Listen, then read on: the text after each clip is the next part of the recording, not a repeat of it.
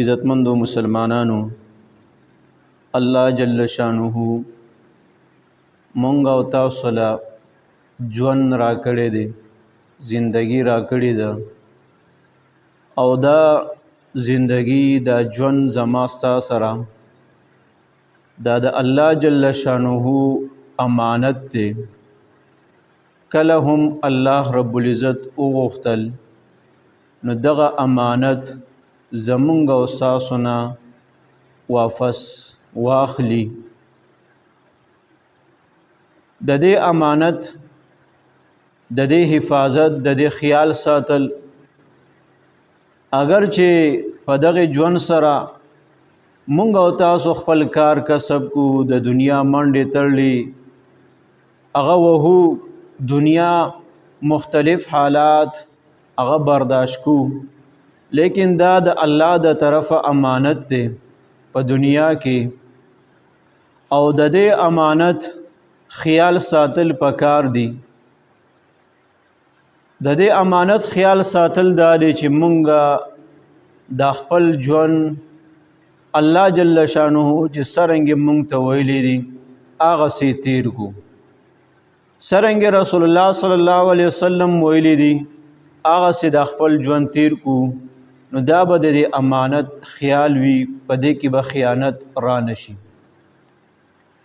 کوچره دا ژوند مونږ او تاسو د چا د طرفه میلاو دی، د هغه ذات د هغه رب په نافرمانی کې تیرو، او داغه د محبوب پیغمبر علیه السلام په نافرمانی کې تیرو، نو مونږ او تاسو بیا خیانتګر یو. خیانت مو کو د خپل ژوند سره او د الله د امانت سره. نو الله د طرفه دا ژوند امانت هم دی او نعمت هم دی. نعمت پدې ده چې مونږه پدې نعمت سره خپل رب راضي کو، د خپل رب فرمان بردار جوړ شو، د خپل رب تابعدار جوړ شو، او دین اسلام موافق هغه خپل ژوند تیر کو، نو دا د الله د طرفه امانت دی چې په دنیا او آخرت باندې به الله جل شانه زمونږ او ستاسو نه خوشحاله وي. ځکه دنیا دا ژوند دا یو څو ورځې دی، او په دې کې چې څومره کېدی شي مونږ د الله رضا تلاش کو، او هغه ابدي ژوند د آخرت د هغې دپاره تیاری وکړو. ځکه نبی علیه الصلاة والسلام فرمایي، حدیث مبارک دی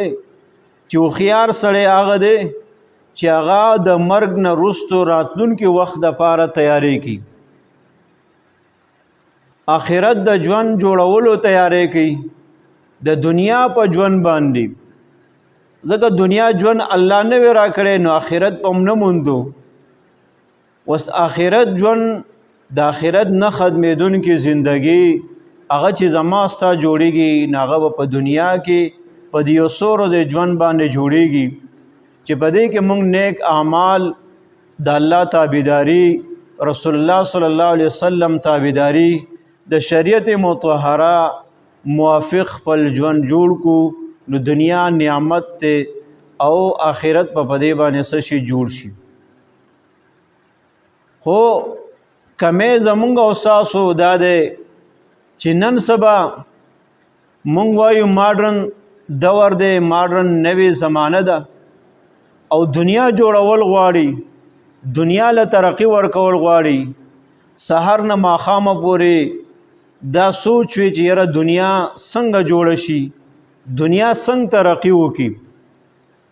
نن سبا دنیا خلق کو هغه مسلمانان دي، کو هغه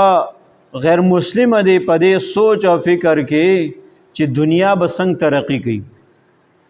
هغه خلق ډېر کم ملاویږي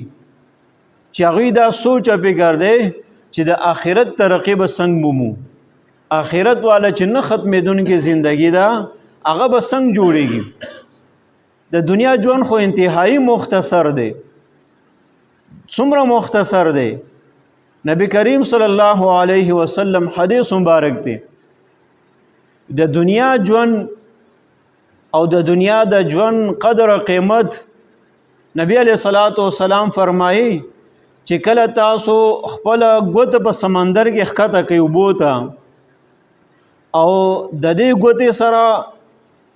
تاسو واپس راوباسئ د دې سره څومره اوبه راووتې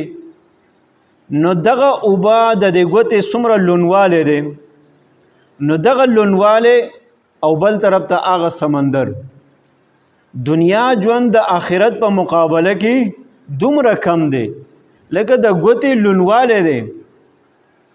نو د دې وجې نه د خپل آخرت سوچ او فکر پکار دی چې آخرت جوړ شي